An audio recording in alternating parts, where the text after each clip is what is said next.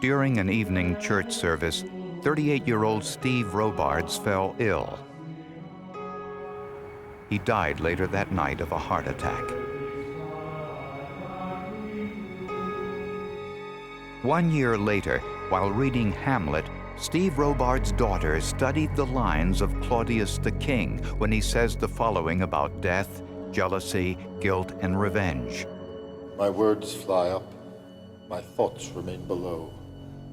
Words without thoughts never to heaven go. In these words, a clue to her father's death.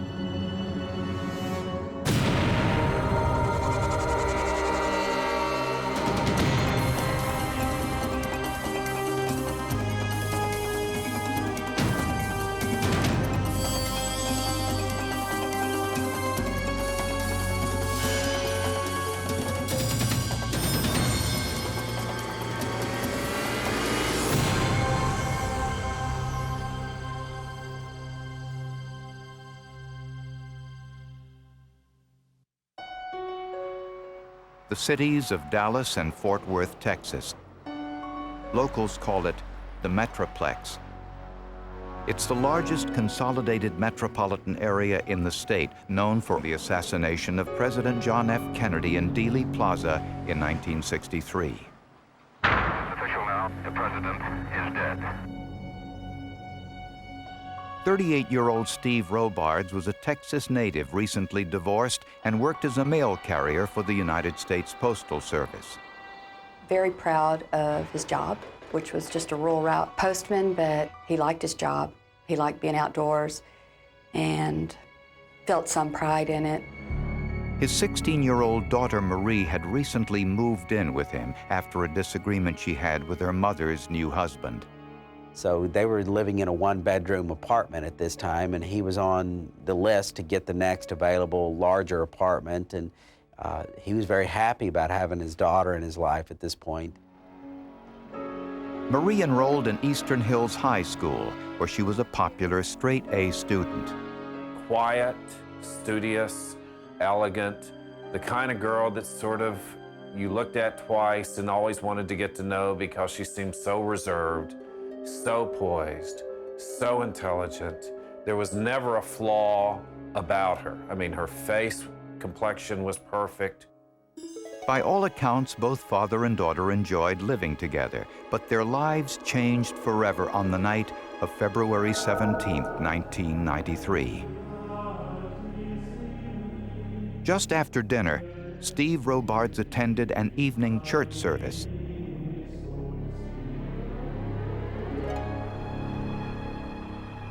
When he returned home, he told his girlfriend and daughter he wasn't feeling well.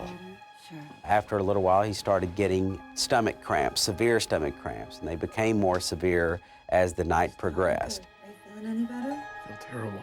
After a few hours, ultimately, 911 was called, and he went into what appeared to be a coma-like state right there in the living room. He began to foam at the mouth and became nauseous. And by the time the ambulance guys got there, he was dead.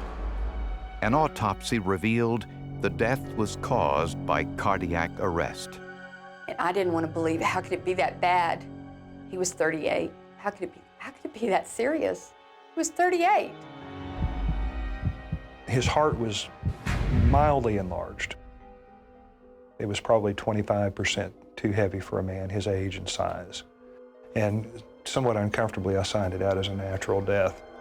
After Steve Robards' death, Marie went to live with her grandparents and transferred to Mansfield High School for a new start. So for 1 year, Marie lived the kind of perfect life every parent would hope their child would live. She was an excellent student. She never got in trouble. She always turned in her homework. She dated some, but she was never in any way regarded as a wild girl. After graduation, Marie used the $60,000 she received from her father's life insurance policy to attend the University of Texas. She majored in pre-med. Her dream was to become a pathologist. Even then, she was one of the most talented of the many freshmen at that sprawling university. There was nothing that suggested anything except she was headed for this kind of excellent life that seemed her destiny. Midway through her freshman year, Marie learned that police were investigating her father's death. They questioned how a 38-year-old man could have died of a heart attack so young. It was, by all accounts, the perfect crime.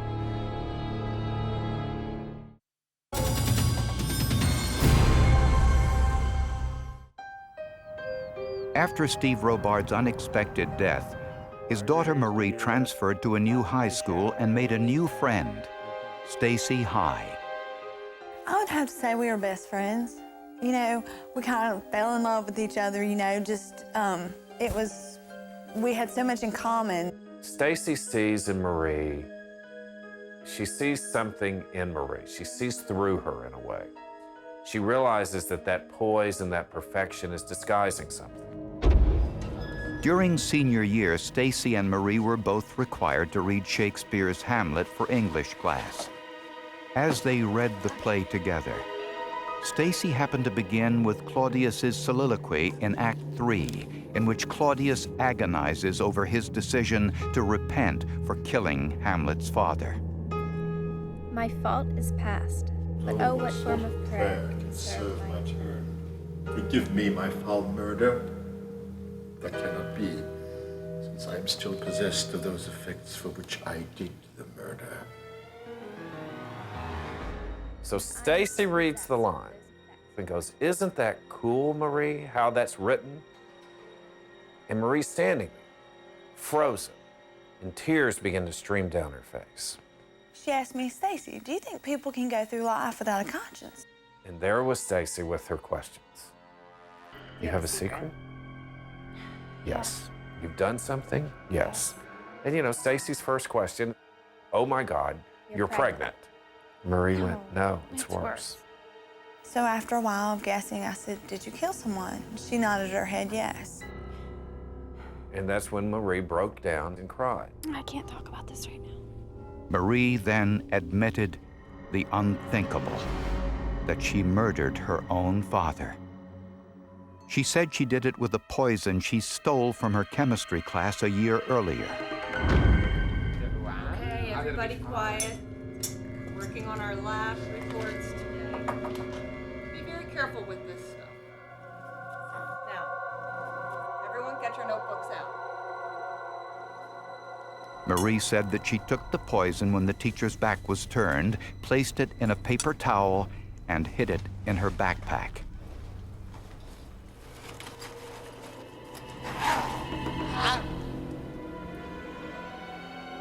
One week later, while preparing dinner, Marie mixed it into her father's Mexican food, which concealed the taste of the poison.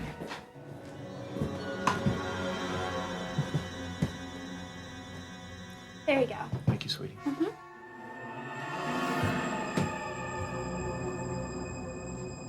The poison she used mimicked the signs of a heart attack, and her father died a few hours later. The autopsy never detected the poison in his system. After the confession, Marie swore Stacy to secrecy. If the pledge was broken, Stacy knew her best friend would spend the rest of her life in prison. Stacy is tormented, however, by the secret she too is trying to keep. And she begins to have these nightmares.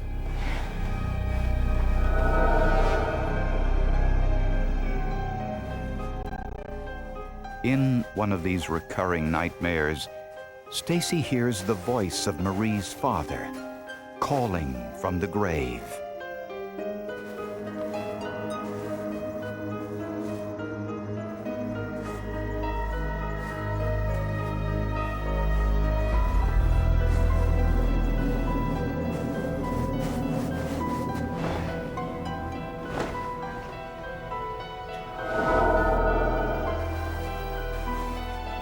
In another, Stacy sees Marie chasing her endlessly through the night.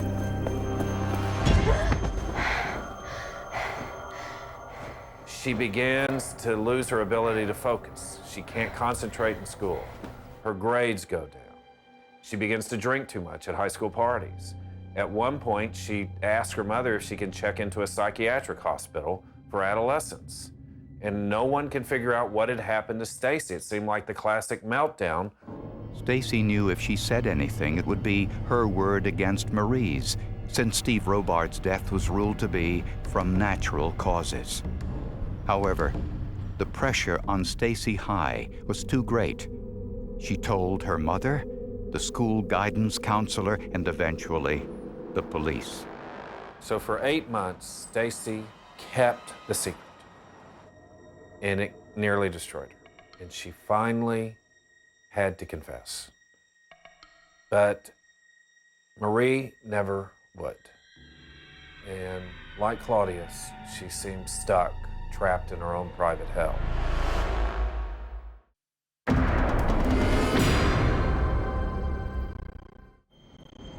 When Stacy High told police that Steve Robards had been poisoned, the police searched the chemistry lab where his daughter Marie said she stole the poison that killed him.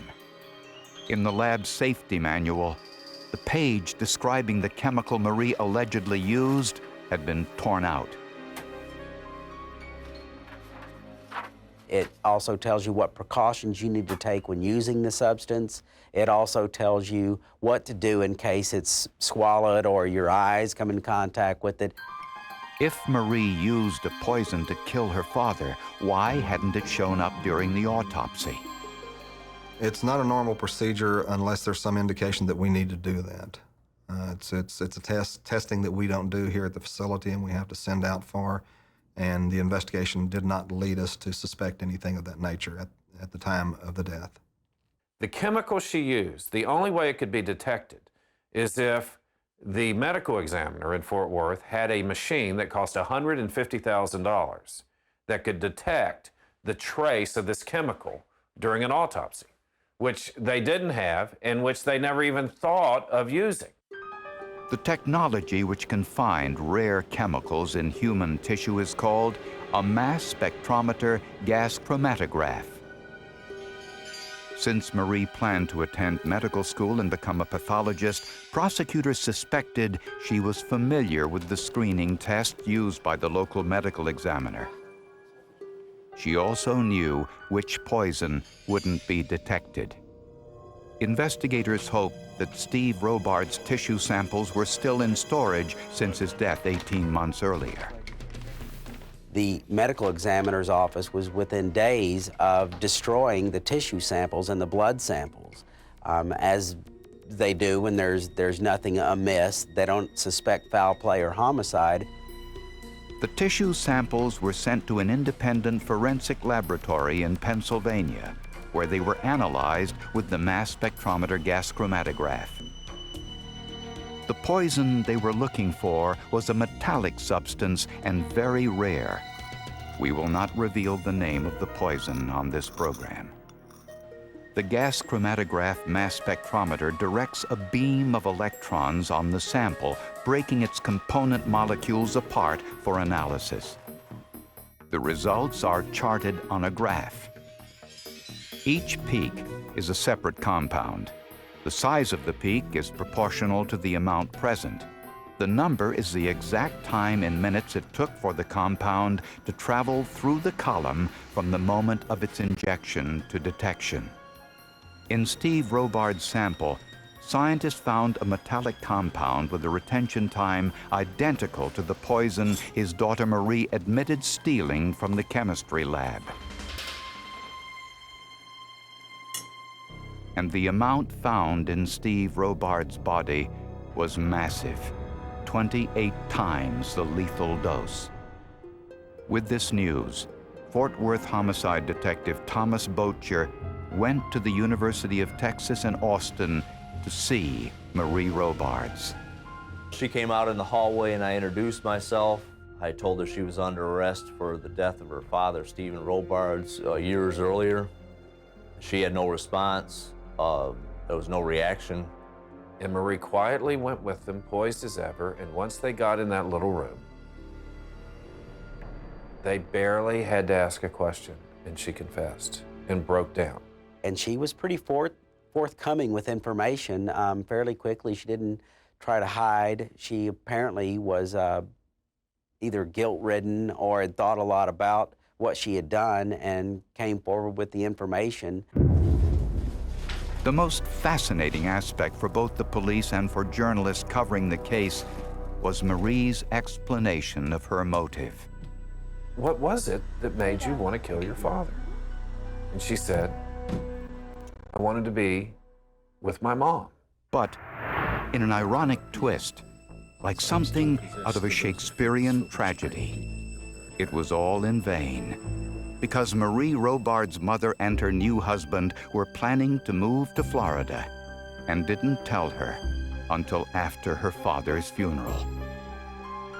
Marie had no choice but to move in with her grandparents so she could finish high school in Texas. And thus began this tale that in many ways is a kind of twisted modern parable of teenage girls in the suburbs. These girls that have those mercurial emotions, but also many of whom are girls of divorce who are trying to grow up with parents who have split up and seem often preoccupied with rebuilding their own lives and forget about the needs of their own children. Despite her confession, Marie Robards surprised everyone by deciding to plead not guilty. She now said she hadn't planned to kill her father at all.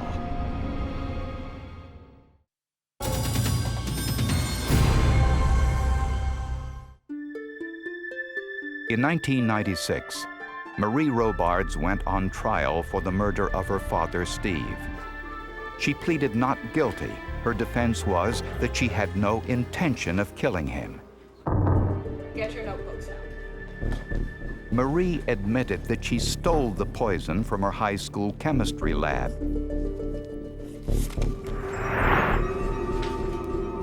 And she also admitted that she put the poison in her father's Mexican food. But she said she only planned to make him sick, not to kill him.